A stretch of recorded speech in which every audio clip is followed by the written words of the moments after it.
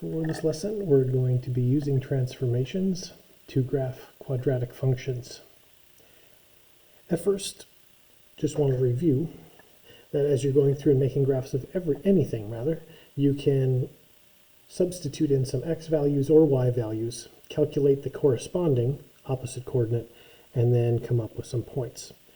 If you're going to do that, most people do plug in x's and calculate y's. It's generally good to include some positives, some negatives, maybe 0 in there, and pick numbers that are relatively easy to work with. So for this example, we have our equation here.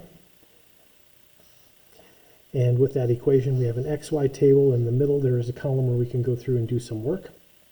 Remember, when you substitute in, you should use parentheses with that. So this first line, we are actually calculating f of -2. We're substituting in -2 for x. That would give us -2 squared minus 4 times -2 plus 3. -2 squared is a positive 4. -4 times positive 3 is a positive 8. So we have positive 4 plus 8, which is 12, plus 3, which is 15. We would want to do the same thing with those other values, showing our work each time.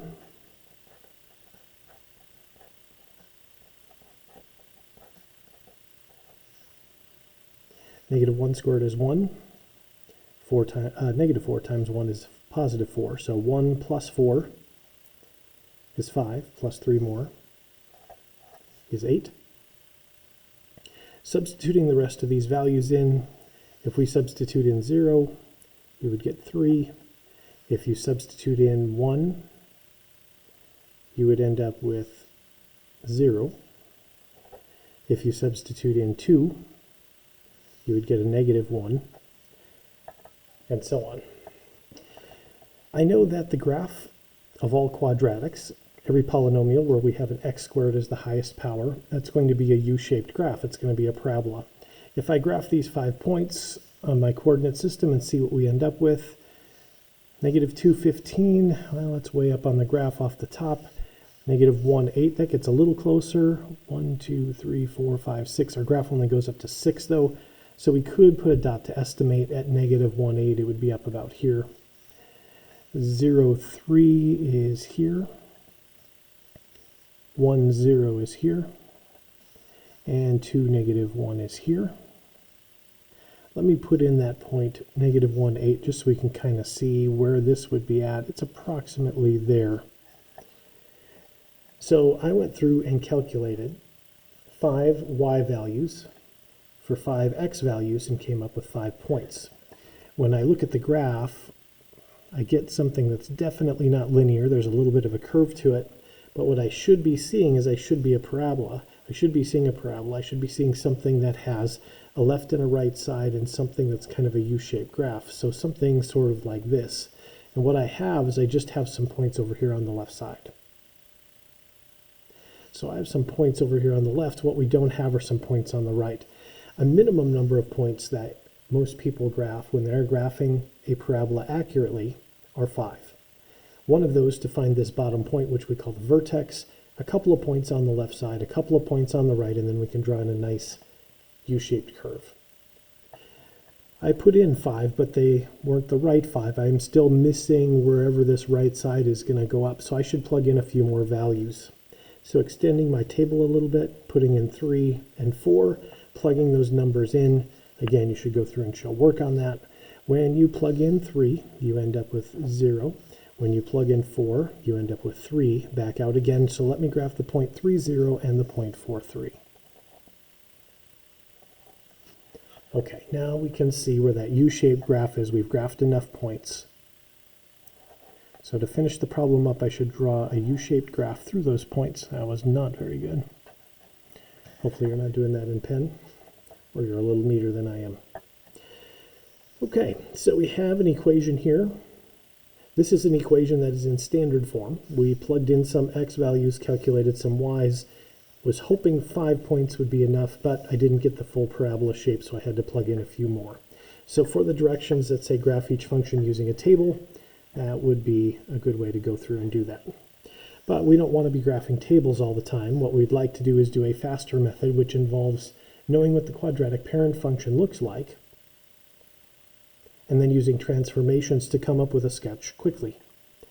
If we graph y equals x squared, we will be graphing the parent function for all quadratics. Y equals x squared is the simplest equation we can make for any quadratic.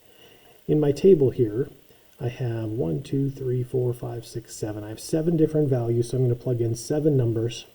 Let me plug in -3, -2, -1, 0, 1, 2, and 3. Again, some positives, some negatives, and we'll come up with a graph. If you plug in each of these values for your y squared, we would end up with 9, 4, 1, 0, 1, 4, and 9. And if we took and put those on a graph, we would get this graph over here on the right side. If you take a look at that graph, there are some important features. One of them, for our parent function, for y equals x squared, we do have the vertex here at 0, 0. And then if you go through and you graph parabolas, for the parent function, you end up with a very specific pattern in terms of coming up with a few more points. So what I want to do is I want to take a look at where the vertex is and then show you the pattern that's there. We're at 0, 0 right now for our vertex. And if you look at where this point is here, this first one over on the left branch, we are going up over to the left 1 and then up 1.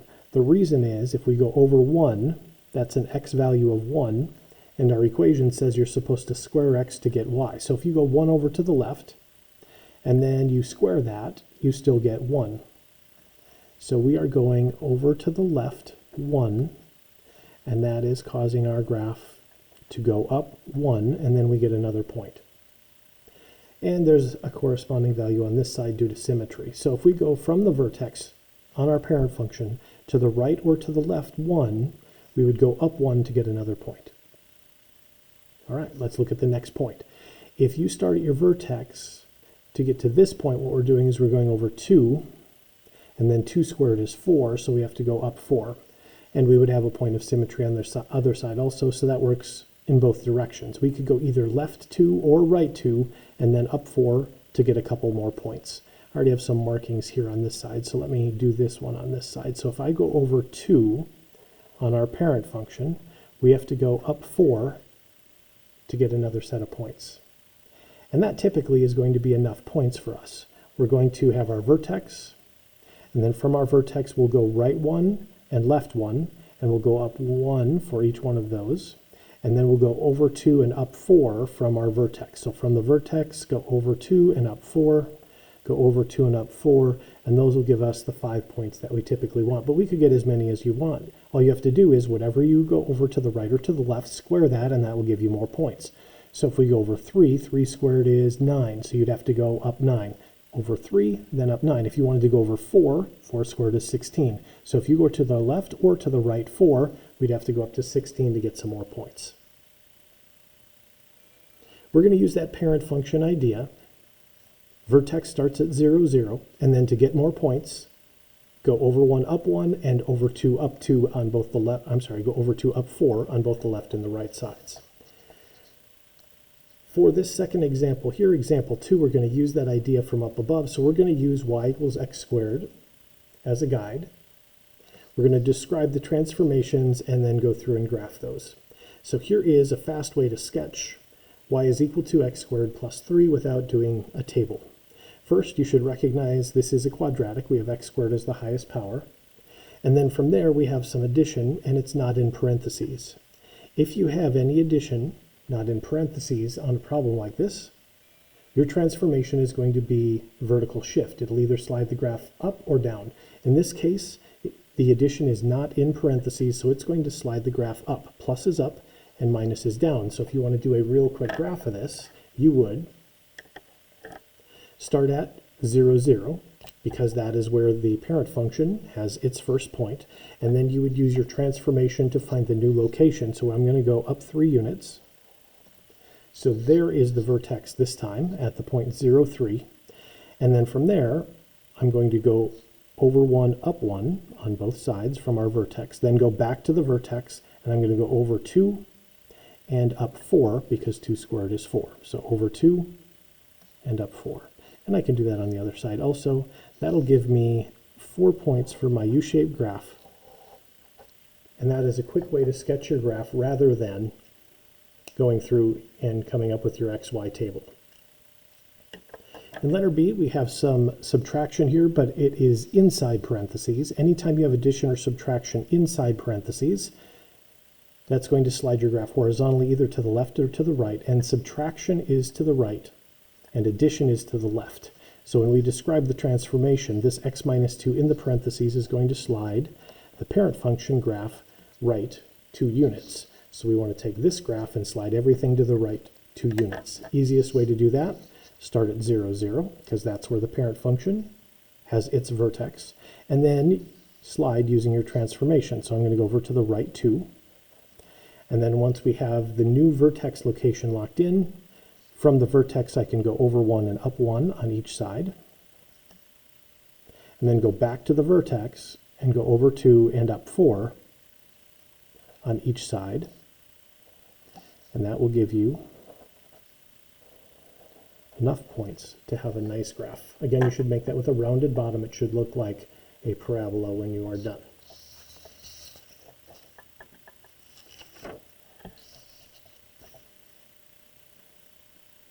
Describing the transformation, we have some subtraction outside parentheses. That's vertical shift.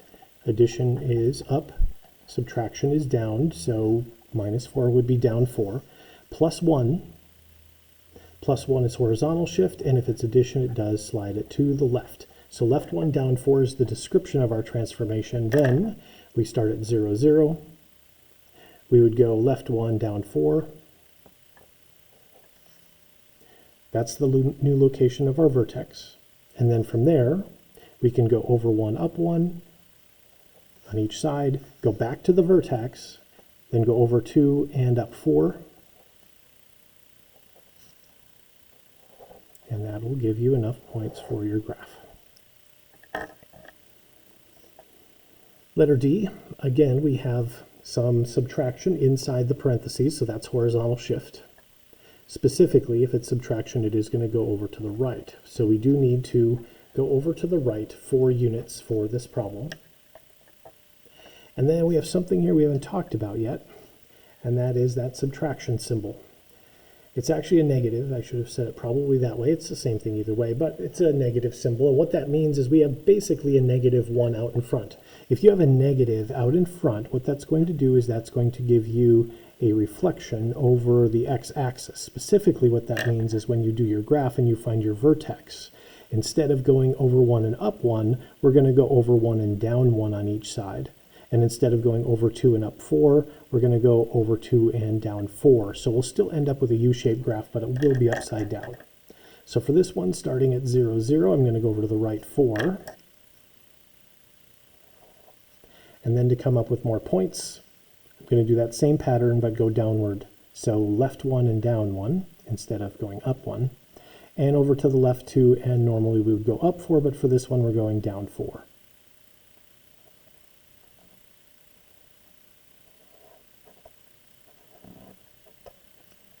And that gives us our parabola. It's still the same shape as the parent function. It's still over 1, up 1, and then from the vertex over 2, up 4, except if there is a negative in front, it does reflect it, and we would be going downward for all of those points instead of upward.